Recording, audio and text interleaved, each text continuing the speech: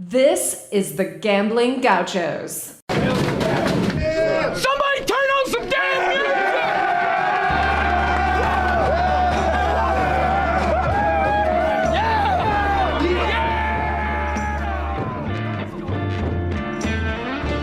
music! You're listening to the Gambling Gauchos. Talking Texas Tech, betting on the Big 12 and beyond. We've got everything you need, money lines, memes, and matadors. Well, you want to quit, Ethan? That'll be the day. Now, here's Kyle Jacobson and Rob Bro, the Moneyline Matadors, the Casino Cowboys, the Parlay Picadors. You see, in this world, there's two kinds of people, my friend. Those with loaded guns, and those who dig. You dig. Win. The Gambling Gauchos. Oh, and one more thing. It's all West Texas. It always has been.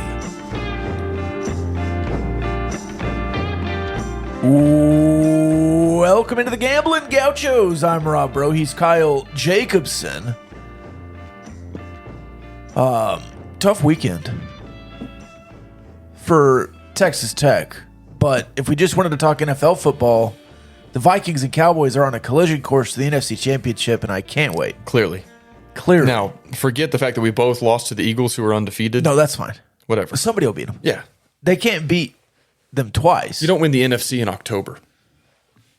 They are really starting to talk about the Eagles having an undefeated season. I just don't see it. Though Robert Quinn was a great trade. It's ridiculous.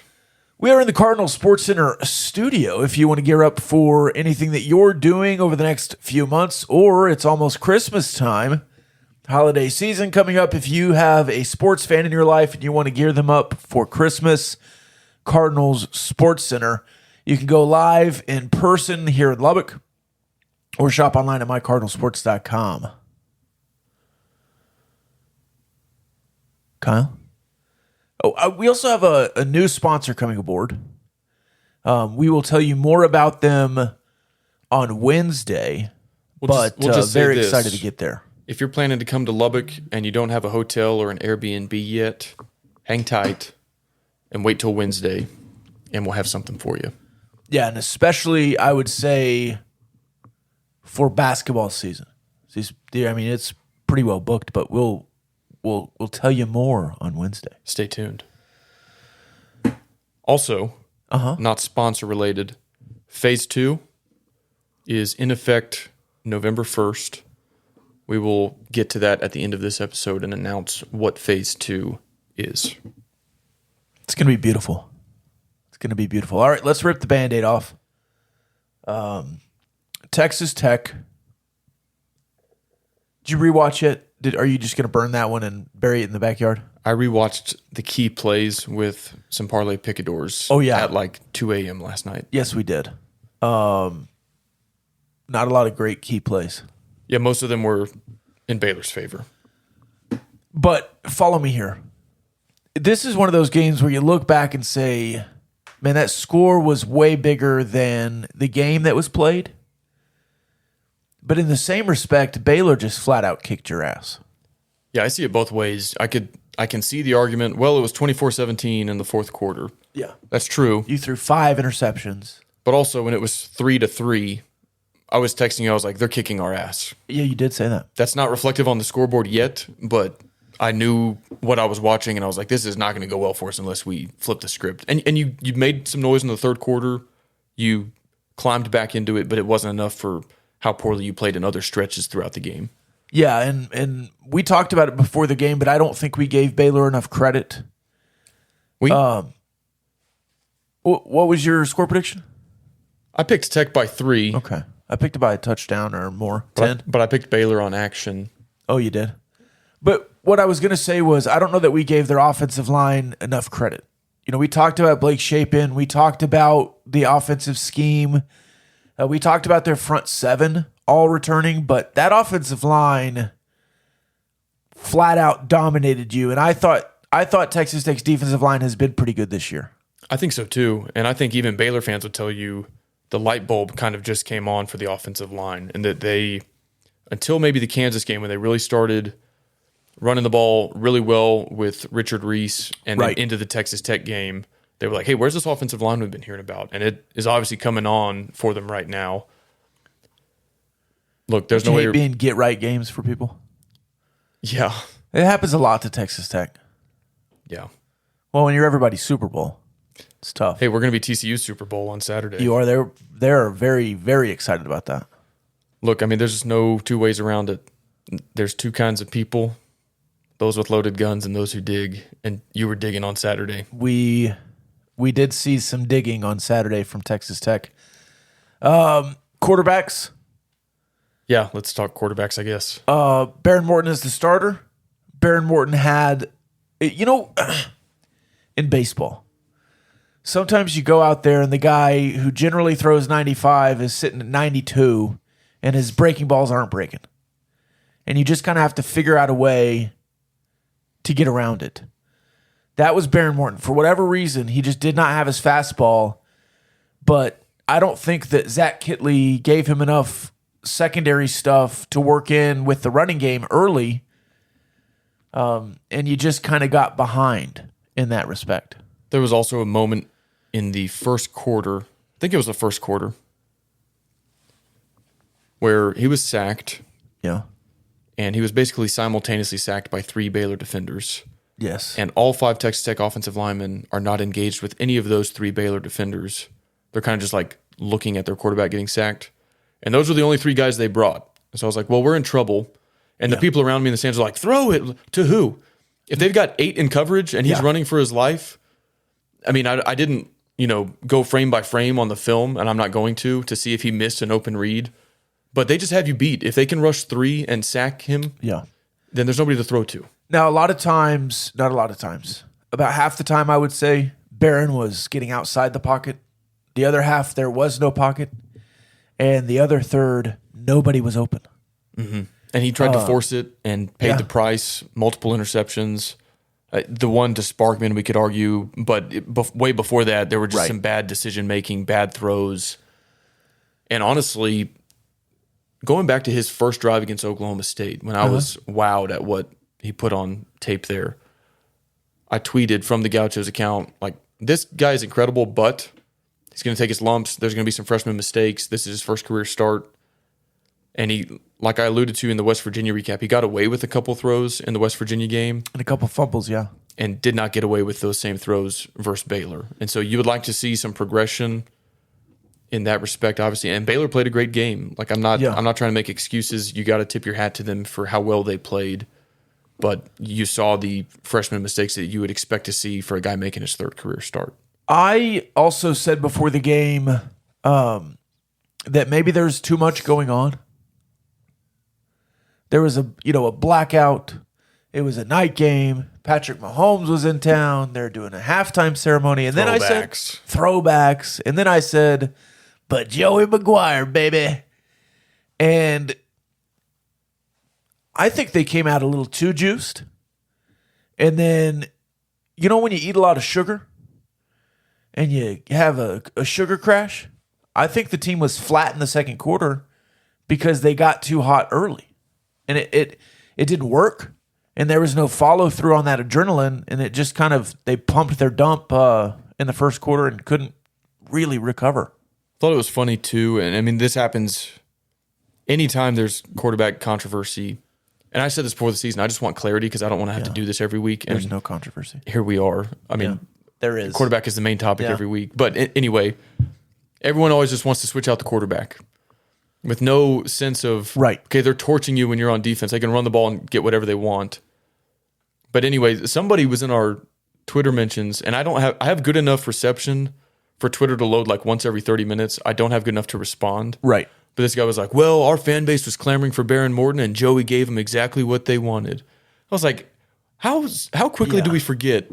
Baron Morton's first start was because Shuck was unavailable. Donovan was dinged up. Yeah. He was forced into action. Donovan was available, but they clearly thought he's not 100%. We're better off going with a healthy Morton. And he played really well in that game. He got hurt himself, which Right. harmed his play. But so I'm like, okay, is that really what we think now, that like the mob was coming after Joey and he caved to the mob to play Barron? Because as soon as you put in the other two guys, on their first 3 pass attempts, 2 of them were interceptions. There was a time when Baron Morton had the only completion to a Texas Tech receiver, and both of the other quarterbacks had completions to the other team. And so Baron Morton's performance was not good. This was obviously his worst out of the 3 starts. Yes.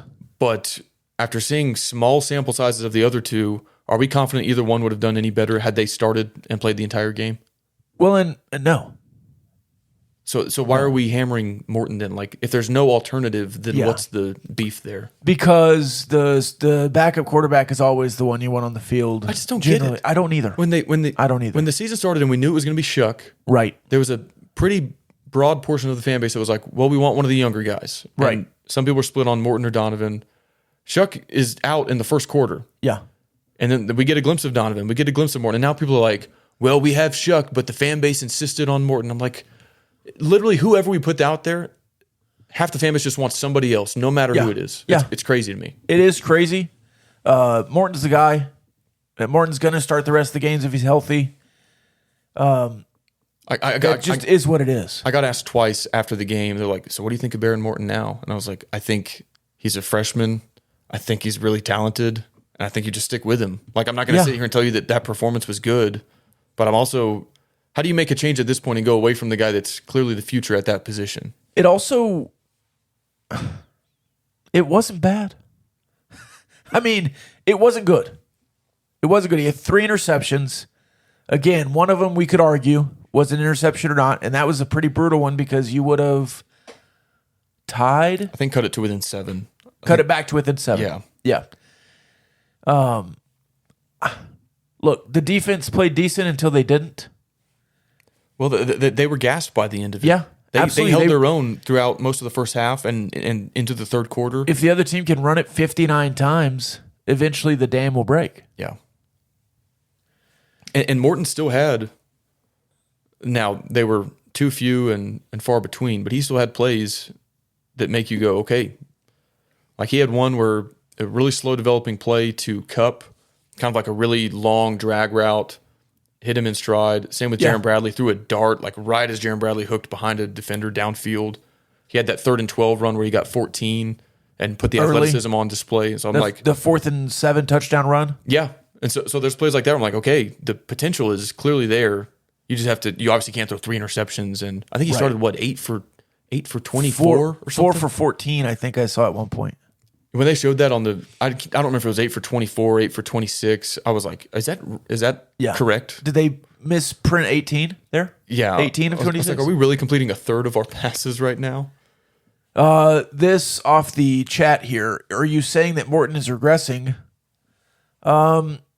No, but I do think that's the best defense you've played.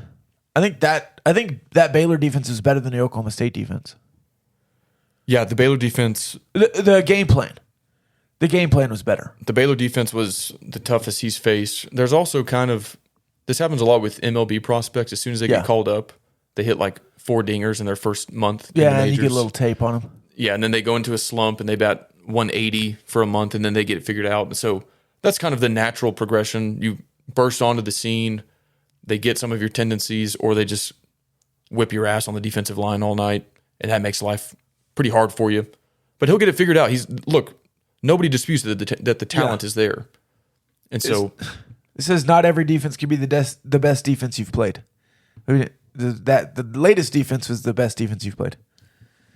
That's like when people say that's the funniest joke I've ever heard. Well, when you say that 100 times, yeah, but each joke was funny. is somebody accusing us of making that claim every week? Yes. Did we say that against West Virginia? No. Did we say that against Oklahoma State? Oh, it was the only defense he'd ever played.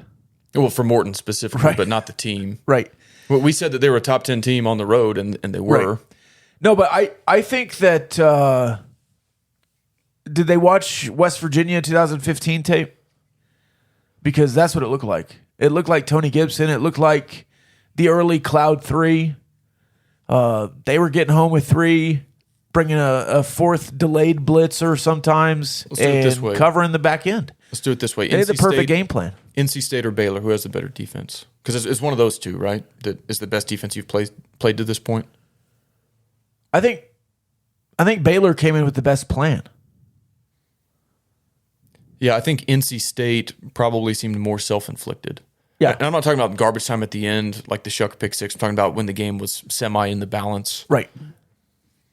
Because the NC State one, it was kind of like, again, the 4th and 1 pick six. Why don't we just run the ball here? Well, I think Kansas State is the best defense you've played all year. And you okay, yeah. And Just you straight had up. good second half against them. Yeah. Bad first half. Incredible second quarter. Baylor, of course, you had the advantage of playing at home. Like K-State was in Right. Manhattan, NC State was in Raleigh. But Baylor had the best defensive performance against you. Yeah, And sure, clearly. Sure, you can say some of that's offensive, and you can put that on Baron Morton if you want to. I think a lot of it rides on Zach Kittley, and I think he would say the same. Stephen Hamby must be just ripping his hair out every night in sackcloth and rubbing ashes all over his face because he is in hell right now. He wants the offensive line to be better, but it's not like you just have a bunch of guys in the wings you can just shove in there and be good. Yeah, it was funny. Like they're playing their best 5. After the game, our buddy who's a college scout DMs us. He was like, "Hey, Double Eagle needs to get an NIL deal and start buying some offensive linemen." Yeah, they I already was do. like, "They're trying. Like we already have that in place." Yeah. So, I mean, in that respect, it's still going to take some time. You can't fix an entire 5-man position group overnight. They tried. They brought in so many transfers. They're playing with what they have. Yeah, tough that Cole Spencer couldn't play this year And it wasn't good enough against Houston. It wasn't good enough against NC State. against Baylor, against NC State. Yeah. For a lot of the time against Kansas State, it wasn't good enough. And that's where I go back to, like, it's a defensive Donovan, it's a defensive Morton. No quarterback is going to look that good running for their life. And we can argue which quarterback is better at evading the pressure. But if you're pressured on 40% of your dropbacks, it's not going to be pretty no matter who's back there. And I thought Baron Morton was skittish and quick to leave the pocket. But when you get that early, it just speeds up your clock. He needs to do a better job moving up. Certainly. That's how Shapen killed you on some of those third down runs. He wasn't getting a ton of yards, but when you go backwards and out, their defensive ends and outside backers are so fast they're going to hunt you Right. down. It's like you need to just step up and take what you can get. Blake Shapen played like he played in the Big 12 championship finally. I mean, that was the Blake Shapen everyone was scared of. That's why they named him the starter. Multiple passes where I was like, there's no way he caught that right. And then Yeah. they showed the replay and the ball's placed perfectly on the sideline. The receiver makes a great catch. I was like, okay, you just have to tip your hat. They won that play. The one going north on the east side, Yeah. that was incredible. And then the was. touchdown was an absolute dot. Yeah. Did He had that he other one make- to the tight end, that long drag route. Yeah. Did he make a ton of plays? No. Did he win the game? Yeah, he did. And he When him and Richard Reese. He was so frustrating running the ball too, because again, he didn't finish with 100 yards rushing or anything like that. But it was like any 3rd and 8, he gets enough, or it seemed that way, watching it live at least. This off the chat line here, that pick in the end zone was a total momentum killer. Terrible call by the officials. And when it went to review, I said, well, they called it that way. They're going to leave it that way. Yeah, It did look like simultaneous possession. In my understanding of the rules, simultaneous possession goes to the offense. Like tie goes to the runner. They obviously thought that the defense came down with the ball. And it is what it is. I don't think that lost the game, but it certainly did change the tenor of the comeback. yeah. I think it probably doesn't get as out of hand, obviously, if you No. score there. But I think Baylor still wins by at least a touchdown. They get the ball back up 7, Yeah. and then they just run it on you again and eat clock Right. and score. So I mean, I don't think it really changed the outcome of the game. What makes no sense to me is both offenses averaged within 0.8 yards of per play of each other, yet they look so differently. Couple things on that, if I may. Uh-huh.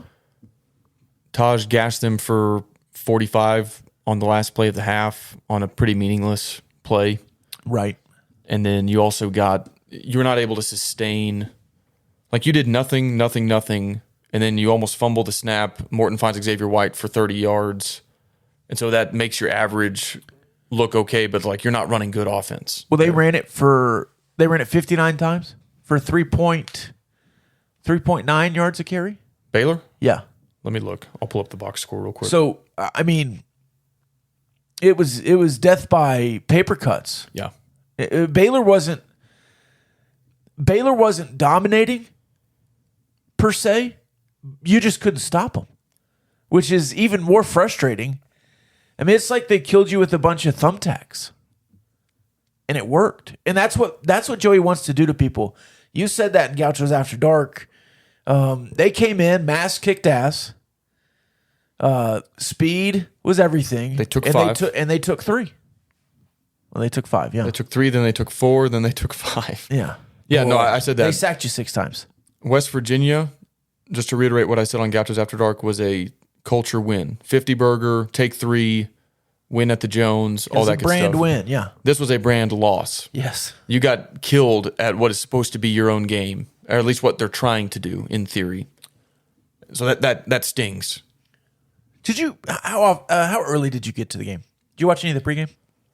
I got there I about know you were 20 in and minutes, 15 or 20 minutes before kickoff. Okay, so you saw In my seat. you saw the final run through that Tech does, where they line up in the hallway kind of thing, and they punt, and then everybody meets in the middle. I didn't see that. Okay, they do it every week. Do you know who also does that I've seen for the first time? Baylor? Baylor. Did Joey take everything?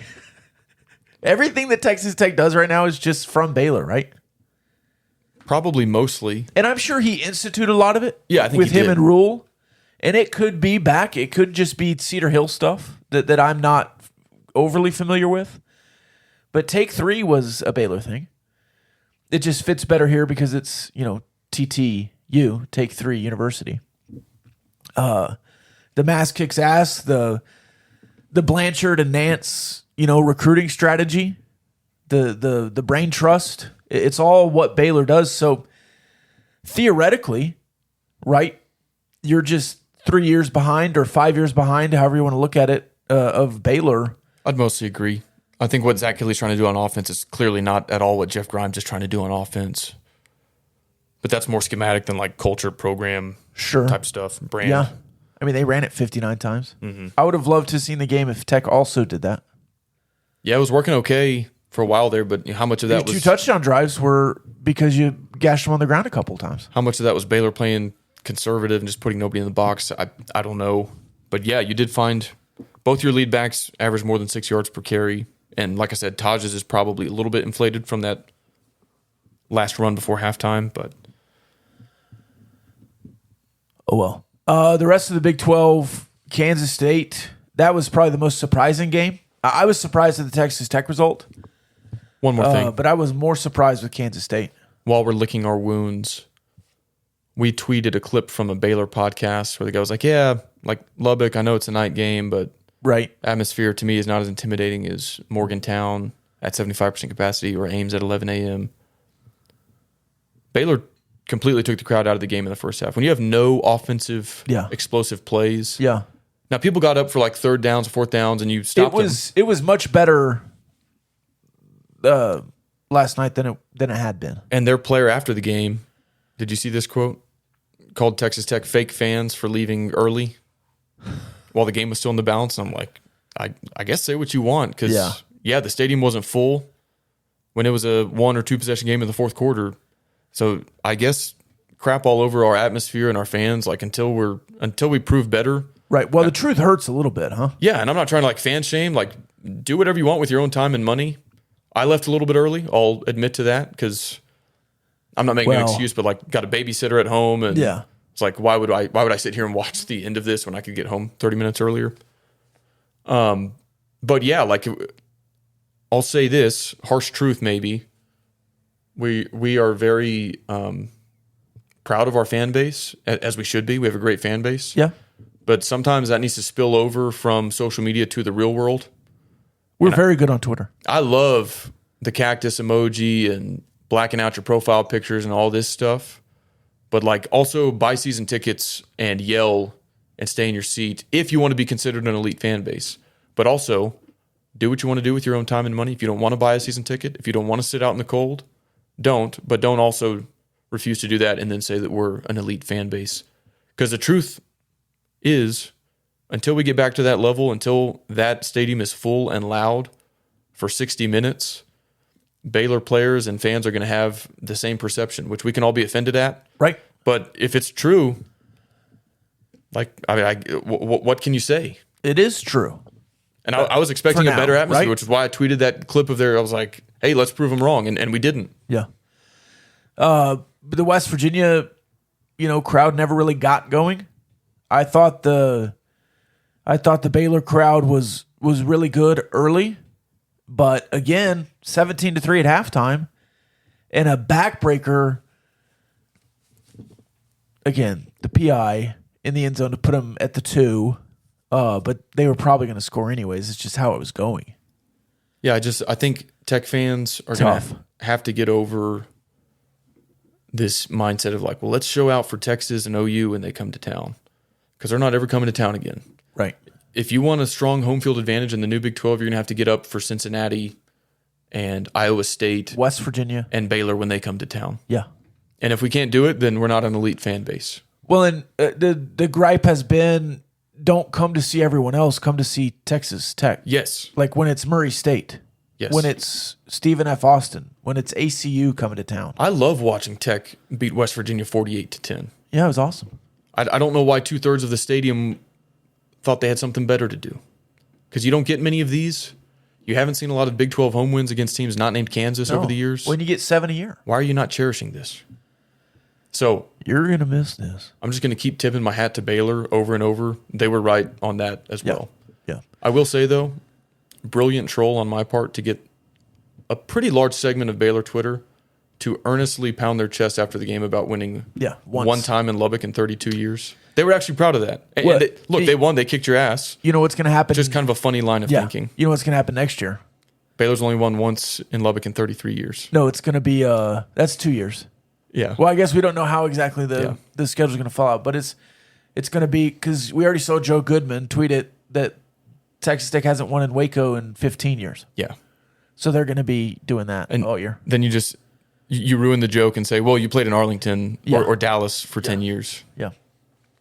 That was funny. So I said that back to them, like playing into the joke. Yeah. And some guy goes, that's the joke, moron. And I was like, do you know who you're talking to? Like, I was the guy am the who joke. told that joke 50 times on Twitter this week. I am the joke.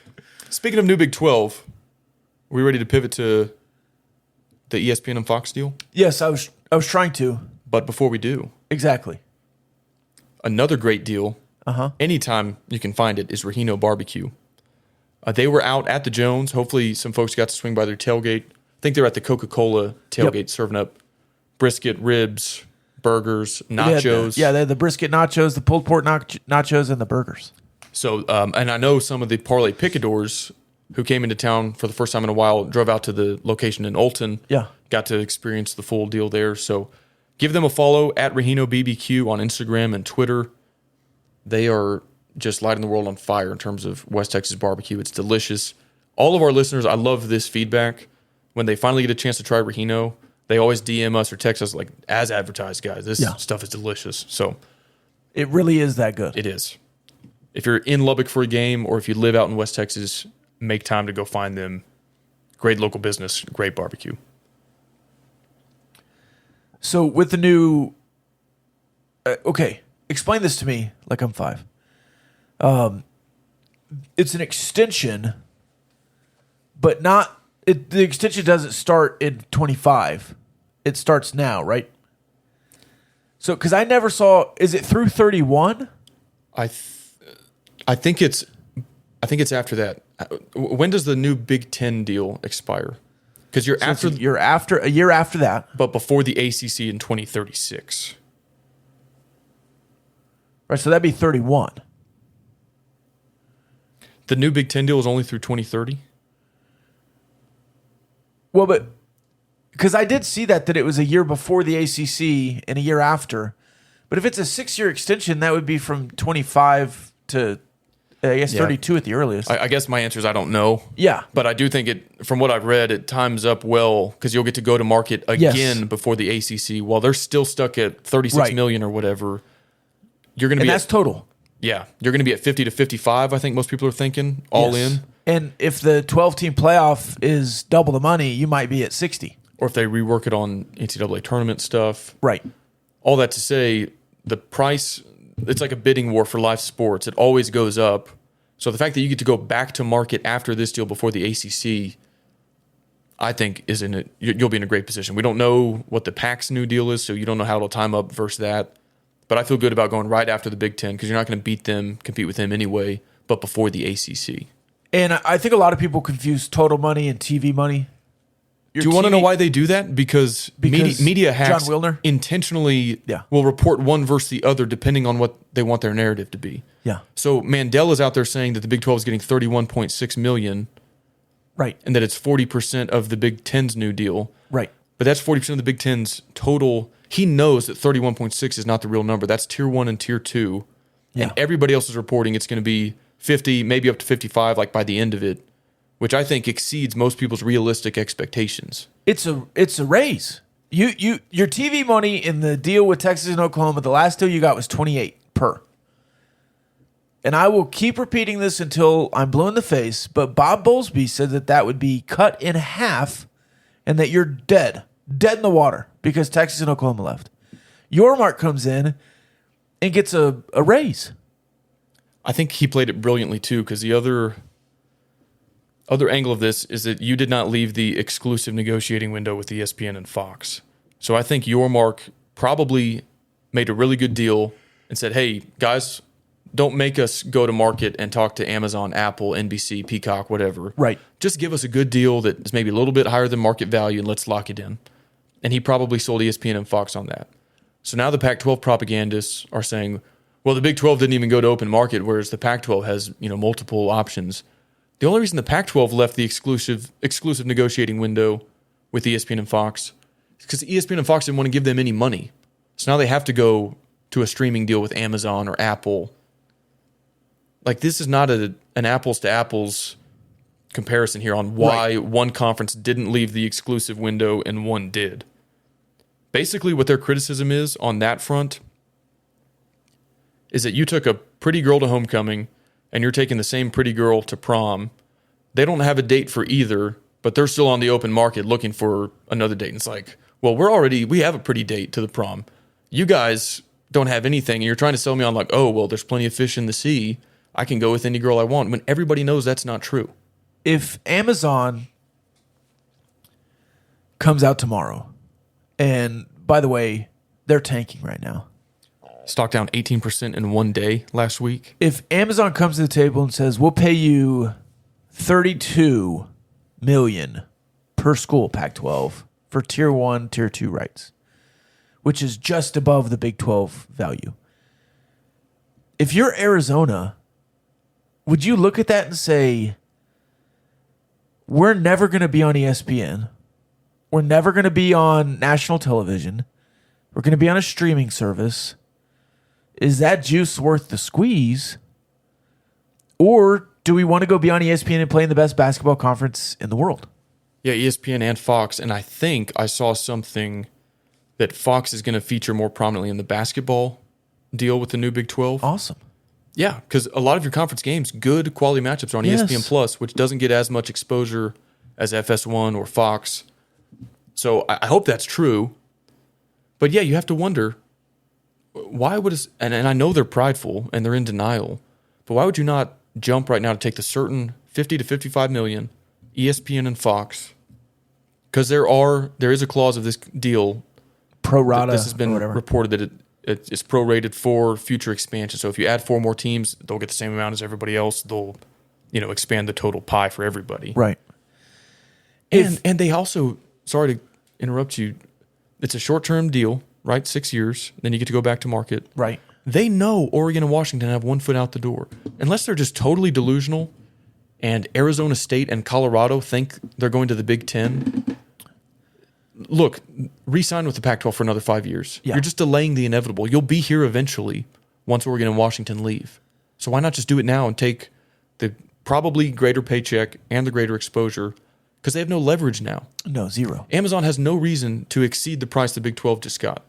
They can play hardball, just up whatever ESPN and Fox left on the table during the Pac-12's exclusive negotiating window, Say, we'll up it by 5%, take it or leave it. Well, in Canzano, this entire time and Wilner, it's important to be first.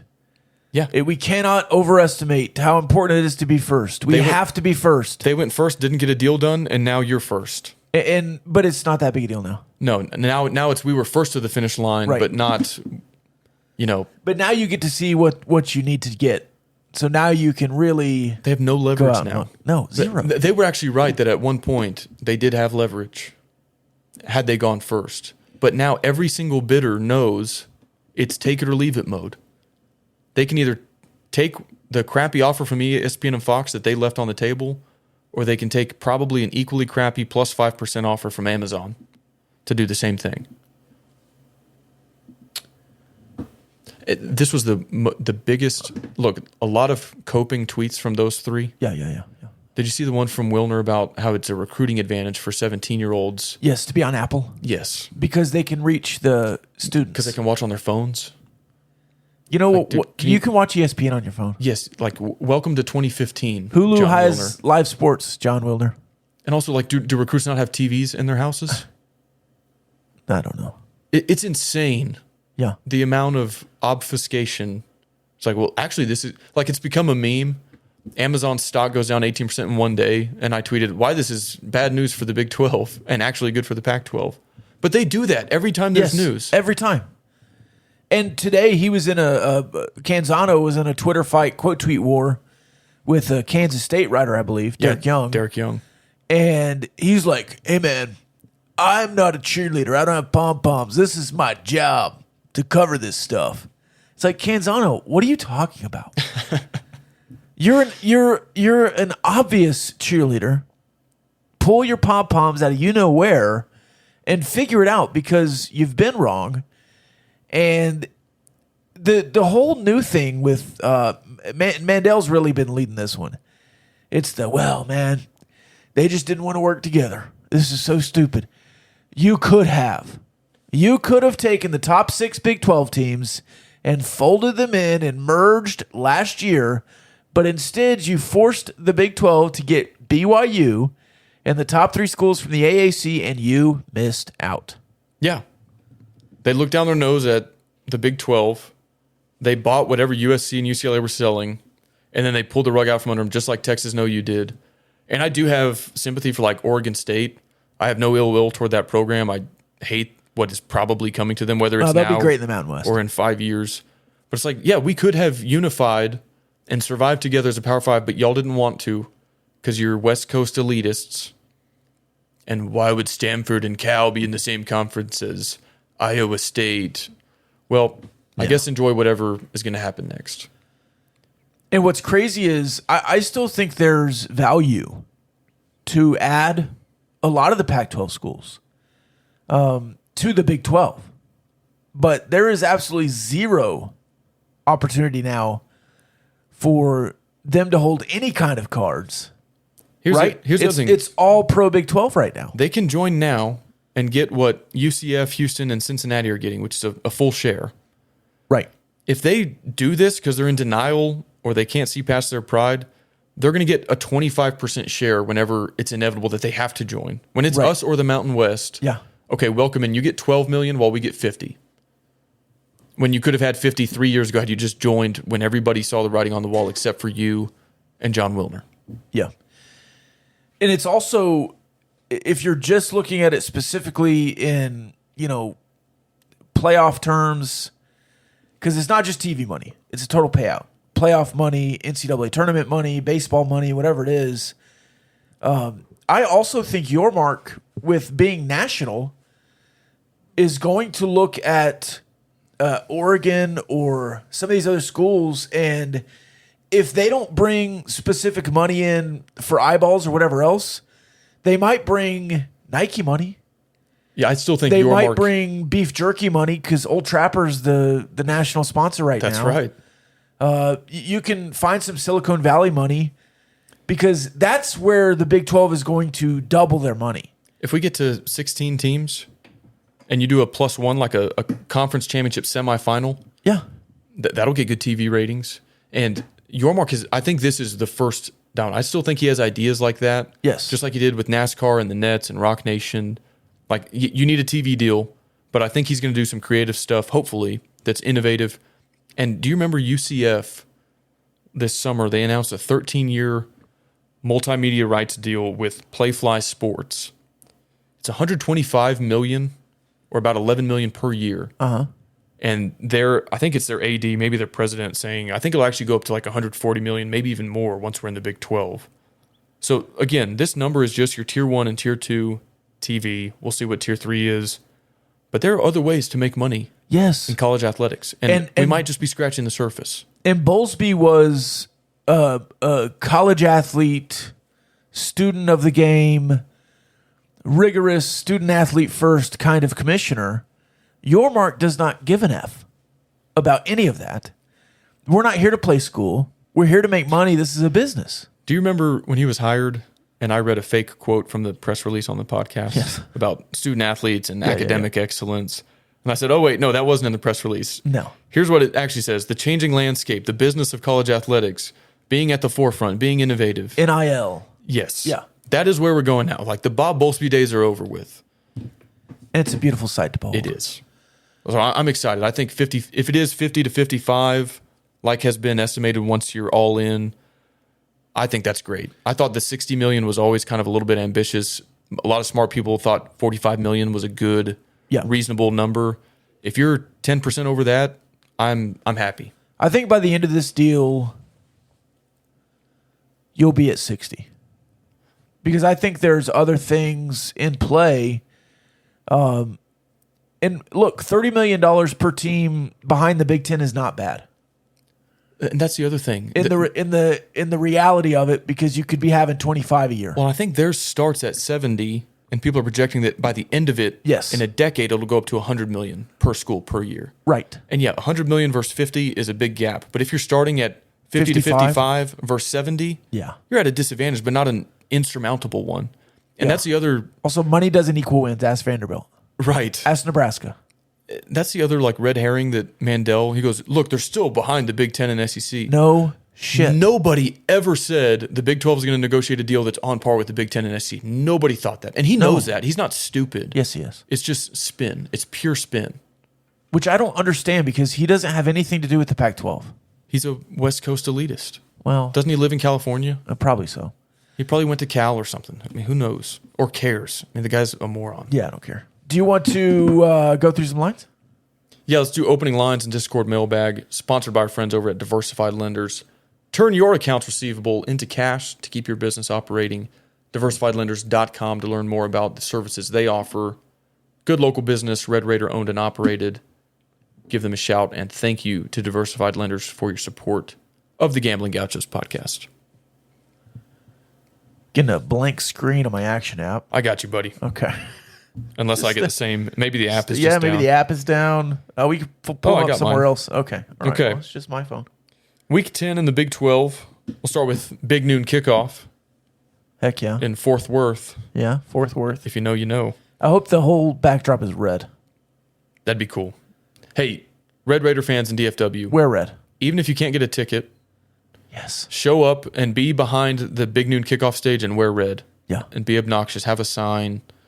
And if you can go to the game, wear red. Don't wear black because it won't stand out as much. Right. Want to see a sea of red. Yeah, wear red. And I don't know how successful the takeover will be. Maybe Donati really nipped that in the bud, and you're not going to have a good showing there. Yeah. But if there is, it'll stand out. If you're wearing red, it won't if you're wearing black. Anyway, that game, I saw it at circa 9.5. Action consensus listed at 10.5. So let's call it 10. You might get a half point one way or another at a different book. With the hook there, 10.5, I'm tempted to take Tech. As down as some people are after the Baylor performance. I laid it already. This was a touchdown Yeah. all season. Yeah. Until you just got slaughtered and they won by double digits on the road in Morgantown. Double digits. Okay, bad beat. I mean, you don't have to tell me. Sure. I had the ears, man. But had this game been played any weekend leading up to this one, it would have been a touchdown. Yeah. Give or take half a Yes. point, I think. Now it's 10.5. To me, that kind of looks like 3 points because the teams are the same. It's just kind of a recency bias type thing, in my opinion. I'm leaning 10.5. I am excited to see, because you've not really had a bad loss yet. I guess NC State was a bad loss. What'd you do after that? What'd you do after the NC State game? Beat Texas. So I'm interested to see, because Oklahoma State wasn't a bad loss. Kansas State I don't think was a bad loss. Certainly some issues there. This Baylor game was a bad loss. And I'm interested to see if Joey, how big a boy Joey is. Hey, if the culture is real, Yeah. you're not going to lose this game by 11 or more. No, you're gonna I'm not saying you're going to punch him in win, the face. but it'll be back to that really competitive Texas, Kansas State, Oklahoma State style game where you would think this is less than 10 points. Baylor and Oklahoma. Baylor goes to Norman. Oklahoma favored by 3. I think that's pretty close to what we forecasted on Gauchos After Dark. Yeah, we said maybe a pick 'em, but -2 probably. I thought the Sooners would get respected home. Makes sense. I don't have a good feel for that one yet. I might wait and see how it moves or kind of do some analysis. I think that's a really fair opening line. That probably a smart opening line for the books. I think that'll get a lot of action on both sides. Yeah. Kind of surprising one, which I'm tipping my hand on which way I'm leaning. Oklahoma State in Lawrence. Now they're coming off a bad loss, 48-0 Right. to Kansas State. Only giving 4 to the Jayhawks, who I think are still without Jalen Daniels. We at least have not heard otherwise. Yeah. 4 seems small, no? Yes. It's very small. I mean, that's a touchdown game at least. The total is 69.5, so they're thinking shootout. Did Oklahoma State just pack it up? They had their defensive lineman quit, and then I don't know. you get beat 48-0. Maybe they have packed it up, but man, I think Oklahoma State's still a better team than Kansas. It's just crazy that we're even saying that sentence here late in the year. Yeah.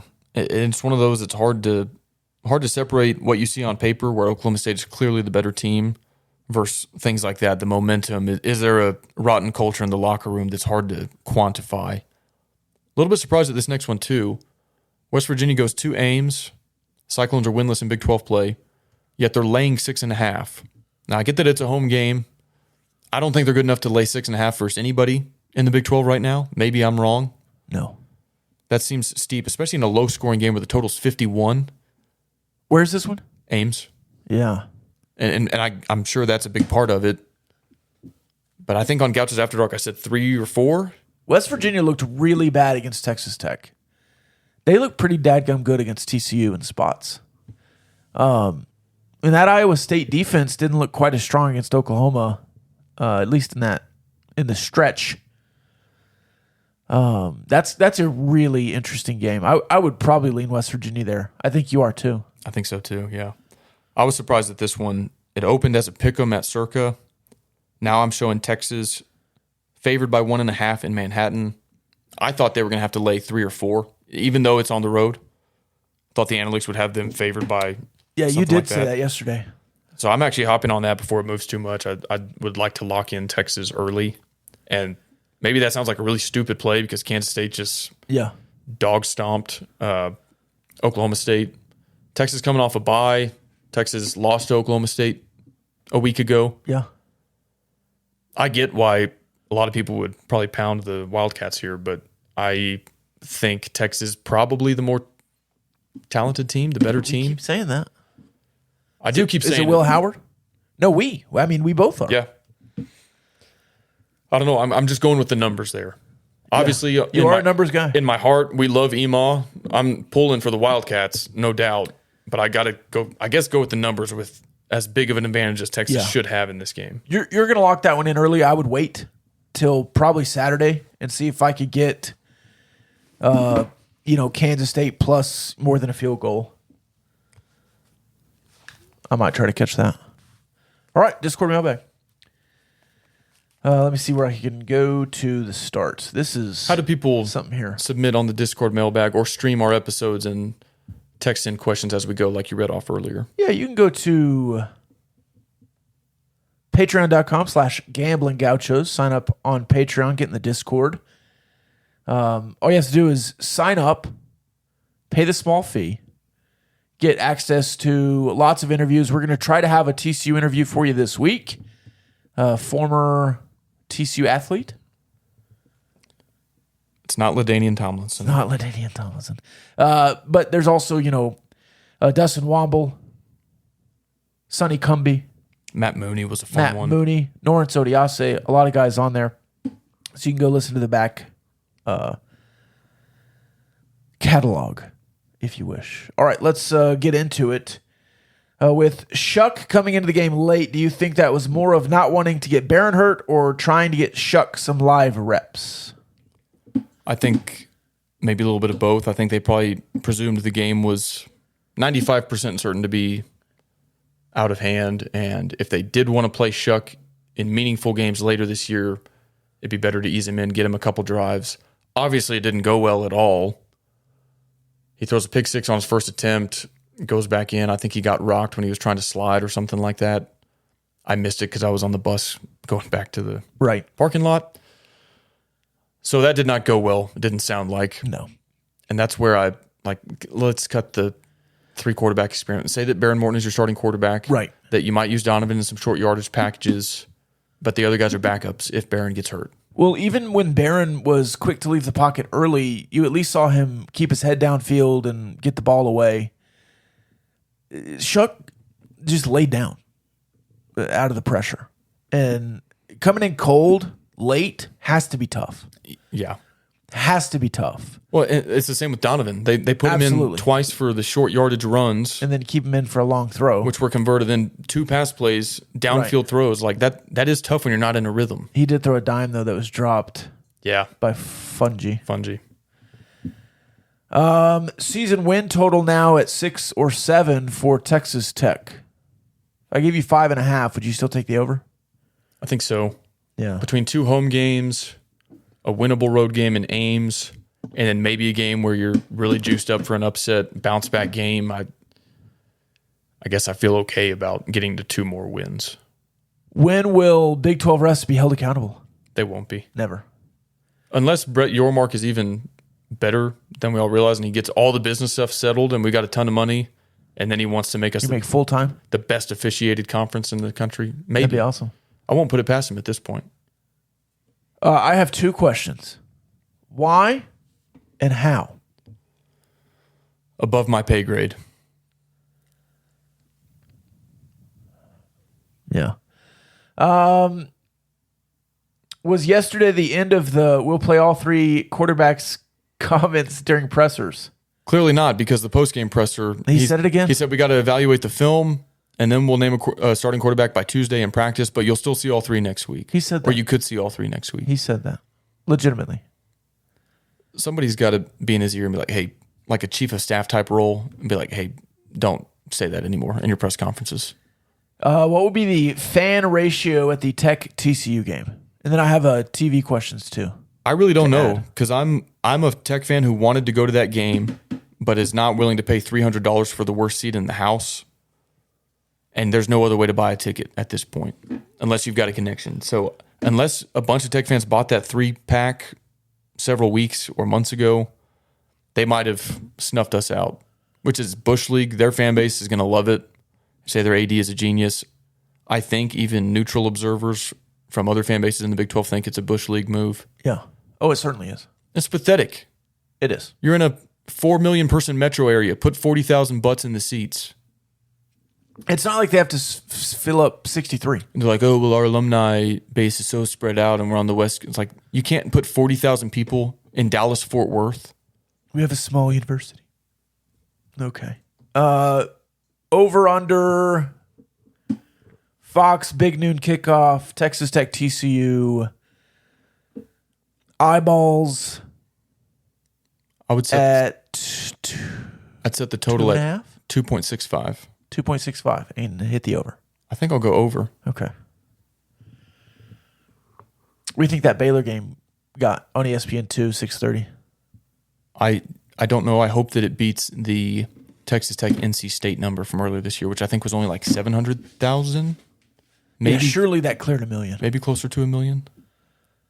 Because I don't think there were... Tennessee was still playing, I think. I'm trying to think of other games that were on. There wasn't... well, I guess Michigan State. Yeah. We'll see. All right, final thoughts? Phase 2. Take it away. So the Gambling Gauchos, we started this podcast prior to last football season. So we've done one full year. We're in the middle of our second football season. With that has come pretty rapid rate of growth, thanks to all of you listening and to all of you who follow us on social media. We put out a lot of content. We committed to 2 episodes a week when we started. That grew to 3 during college football season, so we could do Gauchos After Dark. And then we also put out stuff on Patreon once we created that community. So you and I need a little bit of assistance, both to manage all the content we want to put out, and also we want to get really smart people that know other sports maybe a little bit better, or just have a different perspective on it than you and I do, so that our listeners can get some of that expertise as well. A content creator who we have always admired and talked to before on the show and on Twitter kind of recently became a free agent of sorts. And so we reached out and said, hey, man, do you want back in the game? Because we have room for a third Gaucho. And our main man, Money Mainville, said, yeah, I'm in. Let's ride. Let's ride. So Ryan Mainville will be joining the Gambling Gauchos, not for an episode, not to preview basketball season. He will be a Gambling Gaucho November 1st through at least basketball season, maybe hopefully longer. And we're looking forward to having him. We're going to try to expand some of our video content on YouTube and TikTok. I think he'll be a great asset with that because he's good at like film breakdowns, scouting report type stuff, where the video will be, a good medium for that type of analysis. So incredibly excited to bring him on. So sometimes now it'll be all 3 of us doing a post-game Twitter Spaces. Sometimes it'll just be Rob and Ryan. Sometimes just me and Ryan. And then there might still be some episodes just you and I. But he's going to be a huge addition to the podcast. I think it makes us better. It's like the big 3, Yeah. I'm LeBron, obviously. Obviously. You're Chris Bosh. Oh, well. You played post, right? Sure. I feel like I would be Dwayne Wade, though. I think Mainville is probably LeBron. I'll be you can be Dwayne Wade. I'll be Chris Bosh. Okay. This also coincides, and we're very excited with Phase 3, which we will wait a few podcasts to give you. But this thing is moving fast, and we're excited to bring more people on. We're excited to give you more kinds of content in different ways, in different mediums, while still maintaining the Gambling Gauchos as, what we want to put out and the best that we can do. Yeah, so if you're not familiar with Ryan Mainville, which you should be because we've had him on here a couple times, he's back on Twitter after the Russian crypto bots hacked him. Give him a follow there and stay tuned for more. Like I said, he's going to start this week. Well, I'm sure talk some basketball season preview and then get into more routine weekly type podcasts that cover basketball. And again, he makes us better as a podcast. Great addition for our team. And we're excited to kind of help him have an audience and a platform because he's got good thoughts and he's a smart guy. We've known that for years.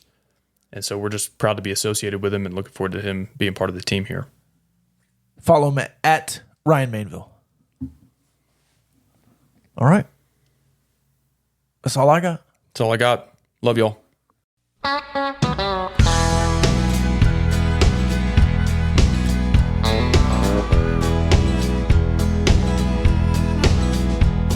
I'm wacko from Waco, ain't no doubt about it. Shot a man there in the head, but can't talk much about it. He's trying to shoot me, but it took too long to aim. Anybody in my place would have done the same. I don't start fights, I finish fights, that's the way I'll always be. I'm wacko from Waco, you best not mess with me.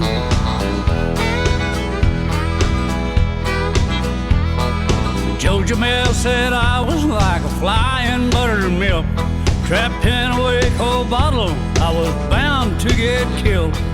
Dar Jamel said, Billy, Houston's where you need to be. If you're going back to Waco, you're leaving without me. It's nice to be important, more important to be nice. If you're shooting dice in Waco, you'll roll snake eyes every time. I was born in Corsicana. They said, Billy, can you do it? I said, course I can, just point it out and I'll get right to it. Corsicana, Texas has been real good to me.